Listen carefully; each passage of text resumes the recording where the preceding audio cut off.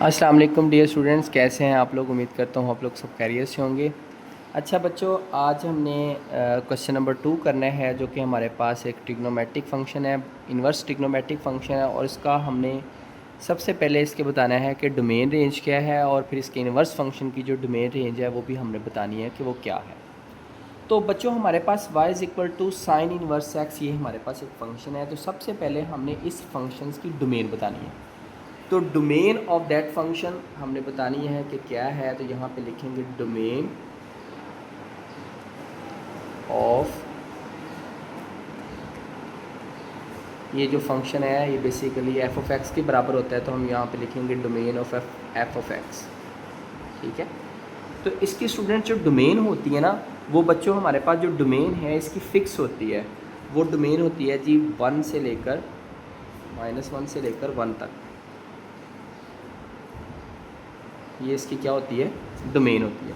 मतलब डोमेन से मुराद स्टूडेंट्स वो वैल्यू होती है कि आप -1 और 1 के दरमियान, ये क्लोज ब्रैकेट लगाइए, ये भी शामिल है, -1 भी शामिल है और 1 भी शामिल है, और इसके दरमियान में इनफाइनाइट रियल नंबर है। जैसे -1 और 1 के दरमियान में -0.9 है, -0.8 है, -0.7 है, -0.5 है। इसके दरमियान में बेशुमार रियल नंबर है, छोटे छोटे 0.0007 भी है। तो हमने इनके दरमियान में ही कोई नंबर अगर इस फंक्शन में पुट करेंगे तो इसका आंसर आएगा। अगर हम -1 और 1 के अलावा कोई नंबर पुट करेंगे ना, तो इसका मतलब है वो हमें मैथमेटिकल एरर देगा, ये फंक्शन हमें आंसर नहीं देगा। इसलिए ये इसकी डोमेन है, आपने याद रखनी है। इसी तरह बेटा इसकी रेंज भी फिक्स है। रेंज भी आपने याद रखनी है कि range of F of x, कि हमारे पास जो गिवन फंक्शन है इसकी जो रेंज है स्टूडेंट्स, वो रेंज है -π/2 से लेकर +π/2 तक। ये इसकी रेंज, यानी -90 डिग्री से +90 डिग्री के जो दरमियान है ना, ये इसकी बेटा क्या होती है, रेंज होती है। इसके अलावा मतलब अगर आप इसमें कोई भी इनके दरमियान में वैल्यू पुट करेंगे ना, तो -90 और +90 के दरमियान में ही इसका आंसर आएगा, इसके अलावा इसका आंसर नहीं आएगा। और रेंज आपको पता है वही होता है जो हमारे पास आंसर आता है। अब उसने कहा था इसके इन्वर्स फंक्शन की भी डोमेन रेंज बतानी है। तो आपने याद रखना है, जब इस फंक्शन का इन्वर्स फंक्शन बनाएंगे ना, तो इसकी जो डोमेन है वो रेंज बन जाएगी, और जो रेंज है वो इस इन्वर्स फंक्शन की क्या बन जाएगी, डोमेन बन जाएगी। तो यहाँ पे आप लिखेंगे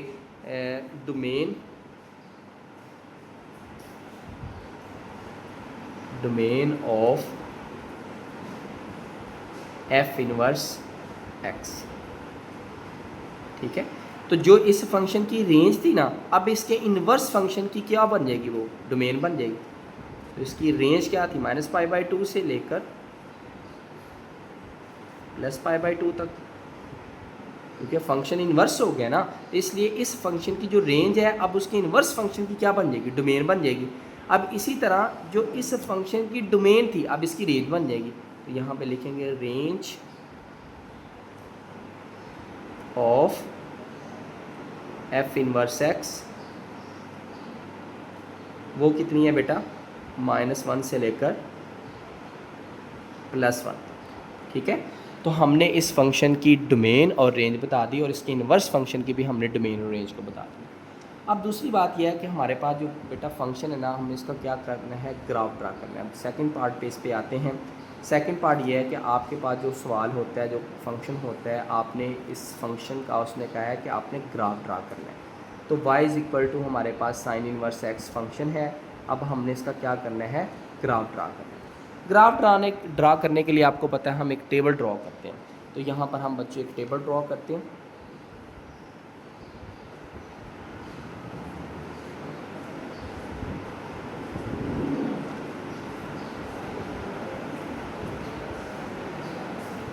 ठीक है। यहाँ पे हम स्केल की मदद से आप लोग टेबल बनाएंगे। तो टेबल हमने बनाते हैं, आपको पता है, सपोज़ कर लें कि यहाँ पे x की वैल्यू है, ऊपर वाली रो के अंदर हमने x की वैल्यू और नीचे में हमने मान लें कि y की वैल्यू पुट कर दी। ठीक है जी। अब सेंट्रल वैल्यू में हमने, आपको पता है, 0 पुट करते हैं यहाँ पे। जब हम बेटा इस फंक्शन में 0 पुट करेंगे ना, तो हमारे पास आंसर भी क्या आएगा, 0 ही आएगा। यानी जहाँ पे x है ना, आप कैलकुलेटर पे लेंगे, आप क्या लिखें, शिफ्ट का बटन दबाएंगे साइन का बटन दबाएंगे, आ जाएगा साइन इनवर्स, ठीक है। फिर आपने एंगल में लिखना है 0, जब आप साइन इनवर्स 0 लिखेंगे तो वो 0 ही होता है। उसके बाद बेटा आप लिखेंगे 0.5, थोड़ा थोड़ा सा गैप हम देख के देखते हैं। अगर आप x की जगह 0.5 पुट करेंगे ना, तो साइन इनवर्स 0.5 पुट करेंगे तो हमारे पास आंसर भी 0.5 ही आएगा।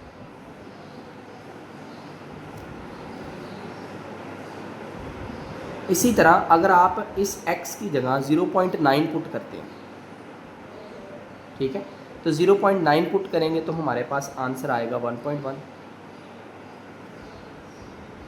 और अगर हम इसके अंदर 1 पुट करते हैं तो हमारे पास आंसर आएगा जी 1.6, क्योंकि इसकी डोमेन -1 से 1 के दरमियान में, तो 1 से हम बड़ा नंबर इसमें कोई पुट ही नहीं कर सकते, इसलिए -1 और 1 के दरमियान में ऐसी कुछ वैल्यू, चंद एक पॉजिटिव और चंद एक वैल्यू नेगेटिव हमने पुट की। अब 2-3 वैल्यू पॉजिटिव हमने पुट की हैं, 2-3 वैल्यू नेगेटिव पुट कर देते हैं। तो यहाँ पे बच्चों हम ऐसा करते हैं कि इसमें हम सबसे पहले +0.5 पुट किया था, अब -0.5 पुट कर लेते हैं।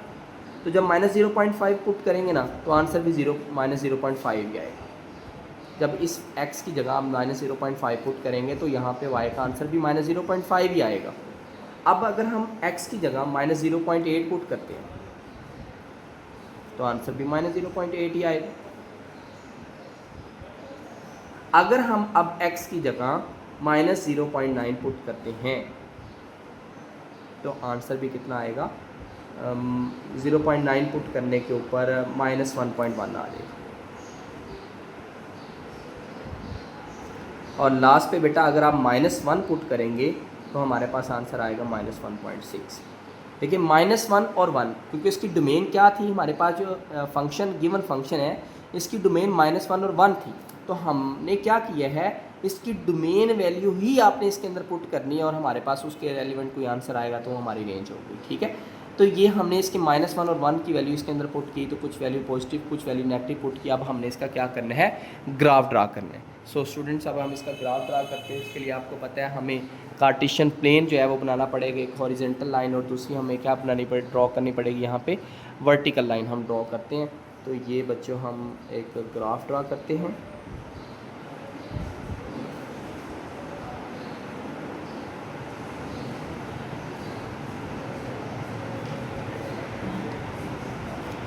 जी स्टूडेंट्स हमने ये ग्राफ ड्रा किया।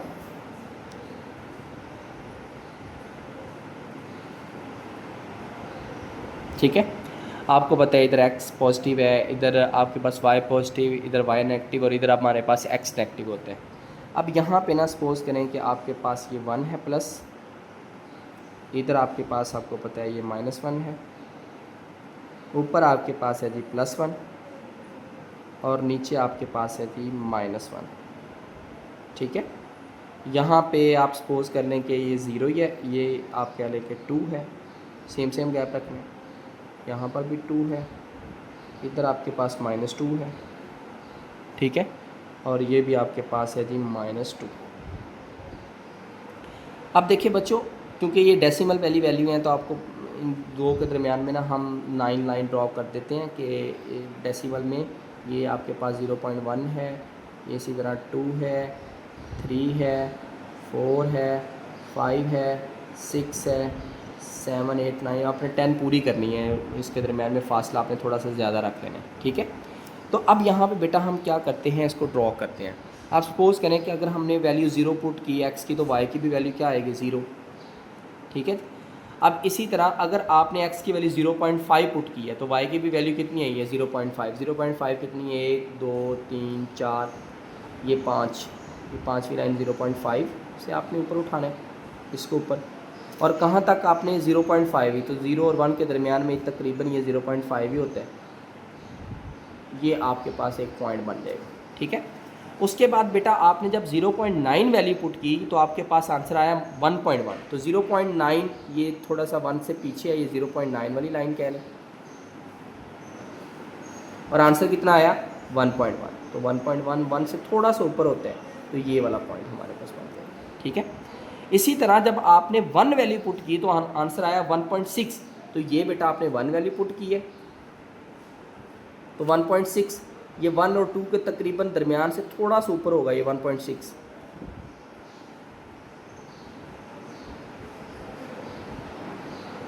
ठीक है जी। तो ये हमने पॉजिटिव वैल्यू का बना लिया। अब इसी तरह हमने क्या बनाना है बेटा नेगेटिव के लिए।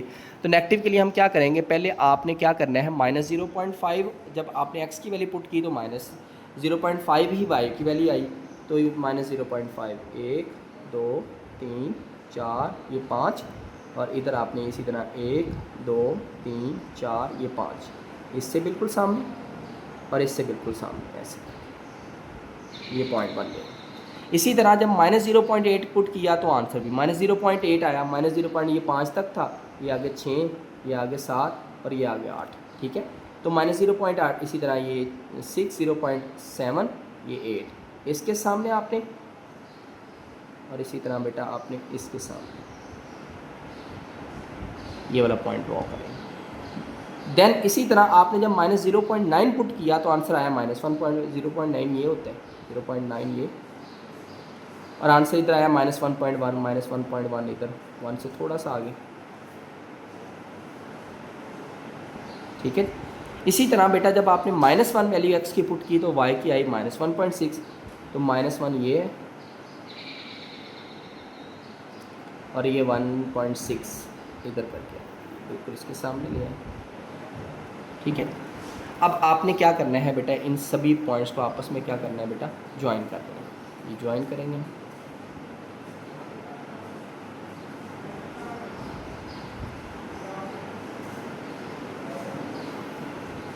ठीक है। इस तरह ये एक ना हमारे पास एस टाइप ये ग्राफ ड्रॉ हो गया। ये किसका ग्राफ ड्रॉ हुआ है, हमारे पास साइन इनवर्स एक्स का ग्राफ ड्रॉ हुआ है। अब उसने कहा था कि आपने जो साइन इनवर्स एक्स, ये हमारे पास सिंपल फंक्शन है, अब इसका इनवर्स फंक्शन का भी आपने क्या करना है, ग्राफ ड्रॉ करना है। अब इनवर्स फंक्शन के लिए मैंने आपको बताया था कि जो x की वैल्यू है सिंपल में वो उसके y के लिए बन जाएगी, और ये y वाली वैल्यू उसके x के लिए बन जाएगी। मतलब ये देखें आपके पास ये जो वैल्यू है अब ये किसकी बन गई है, y की, और ये वाली किसकी वैल्यू बन गई है, x की। और सिमिलरली आपने बेटा इसी तरह क्या करना है, आपने फिर से ग्राफ ड्रॉ करना है। तो यहाँ पर भी ही मैं आपको ग्राफ ड्रॉ कर देता हूँ समझाने के लिए।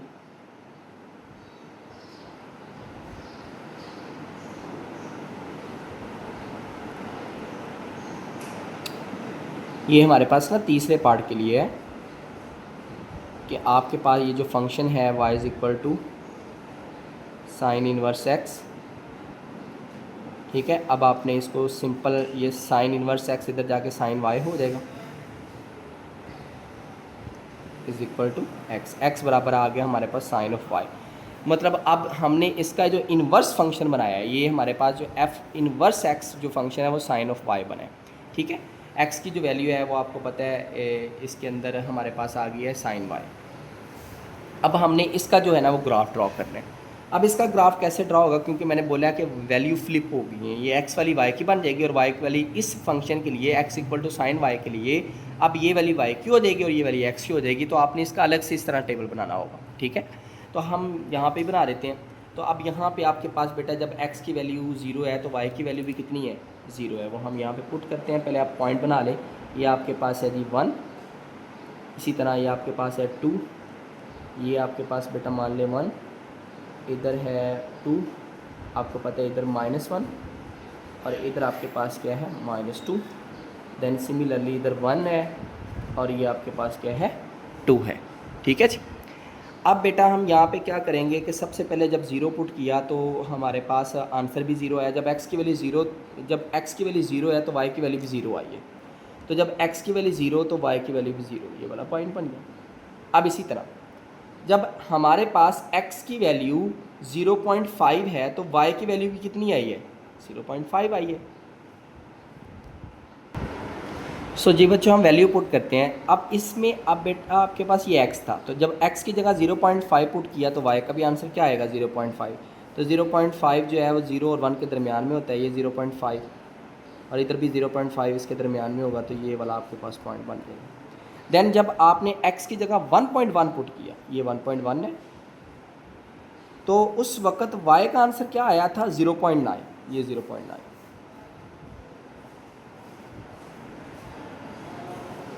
तो ये वाला नुक्ता बन जाएगा। इसी तरह जब आपने x की वैल्यू 1.6 पुट की, ये आपकी वैल्यू x की 1.6 है, तो y का आंसर क्या आया उस वक़्त जब x की वैल्यू आपने 1.6 पुट की तो y का आंसर कितना आया 1 आया। तो ये 1 के बिल्कुल सामने ये वाला पॉइंट बन जाएगा। अब इसी तरह बेटा इधर आ जाए आप, जब x की वैल्यू आपने -0.5 की तो y की वैल्यू भी -0.5 आई। मैंने बोला था ना अब ये x है, ये आपका y हो चुका है।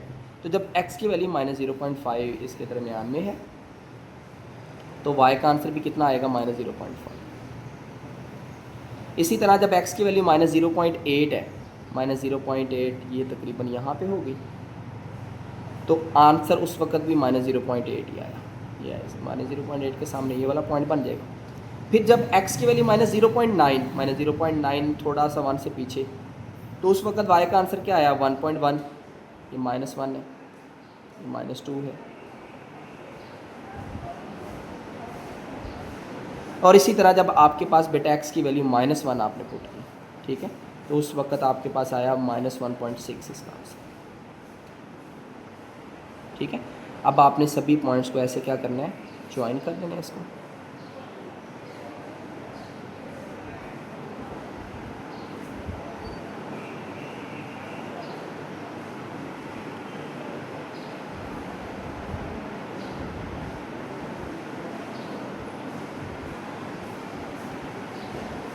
ये हमने ग्राफ ड्रॉ कर दिया। अब बेटा आपने क्या करना है कि हमने ना y = x वाली लाइन लेनी है। ठीक है, तो y = x वाली लाइन ना बिल्कुल आपको पता है इसके ओरिजिन से पास होती है, स्ट्रेट लाइन होती है, लीनियर ग्राफ होता है इसका। ये y = x वाली लाइन है, ये भी y = x वाली लाइन। अब आपने स्केल लेना है, आपने ना स्केल रखना है और इसका इस लाइन तक डिस्टेंस लेना है। मान लें कि ये 3 सेंटीमीटर आ गया। अब आपने फिर स्केल की मदद से इधर भी 3 सेंटीमीटर के ही फासले पर जो है ना वो एक नुक्ता और लगा देना है ऐसे करके। फिर आपने इस पॉइंट का इस लाइन से फासला लेना है, जितना भी आपके पास आएगा उतना ही आपने इसके यहाँ पे आपने नुक्ता लगा देना है। फिर आपने इस लाइन का इससे लेना है फासला, जितना फासला इसका आएगा उतना ही आपने यहाँ पे फासले पे पॉइंट लगा देना है। फिर आपका ये तो इसी के ऊपर आ जाएगा क्योंकि सेम है। फिर इसका आपने इस लाइन से फासला लेना है, जितना आपके पास आएगा फासला उतना ही आपने करके क्या करना है, इधर इससे फासला लगा देना है, इस लाइन से इधर।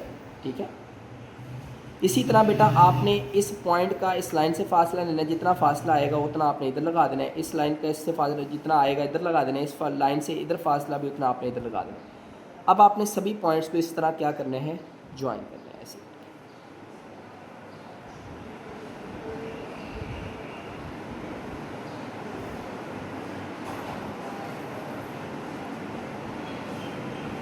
ठीक है, तो आपके पास हम देखेंगे कि y = x वाली लाइन ना इस लाइन के क्या है, सिमेट्रिक है, क्योंकि जितना फासला इस पॉइंट का इससे है ना उतना ही फासला तो क्या है इससे। तो यही हमने शो करना था कि y = x वाली लाइन जो है ना वो इस लाइन की क्या है बेटा, सिमेट्रिक लाइन है। और दूसरा ना हम ये बताना मैं भूल गया था आपको कि हमने इसके ऊपर इसको बताना था कि ये कि फंक्शन 1 to 1 है या नहीं। तो आपने बेटा इसके ऊपर ना हॉरिजेंटल लाइन लगानी है। अगर तो आपकी वो लाइन इस ग्राफ के एक पॉइंट पे कट करे तो इसका मतलब है कि आपका ये फंक्शन कौन सा है, 1 to 1 फंक्शन है। सो ये ग्राफ के एक ही पॉइंट पे कट कर रही है, इसका मतलब आप लिखेंगे गिवन फंक्शन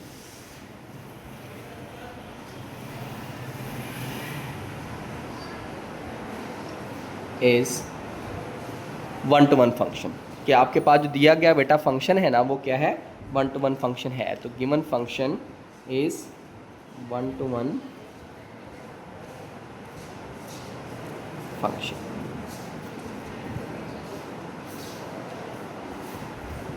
सो बच्चों ये आज का क्वेश्चन था। आई होप आपको ये बिल्कुल क्लियर हो गया होगा।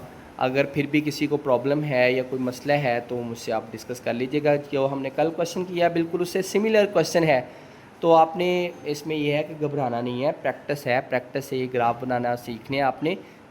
इससे सिमिलर चीज़ें आप लोगों ने पीछे भी पढ़ी हुई हैं, 9th-10th में भी पढ़ी हैं, 11th क्लास में भी हमने इसका चैप्टर नंबर 2 पढ़ा था। तो बिल्कुल उसी तरह से मिलती जुलती ये ग्राफ वाले क्वेश्चन हैं। तो आई होप ये आपको क्लियर होगा। तो आज के लिए इतना ही काफ़ी है। अल्लाह आपका हाफ़िज़ व नासिर हो।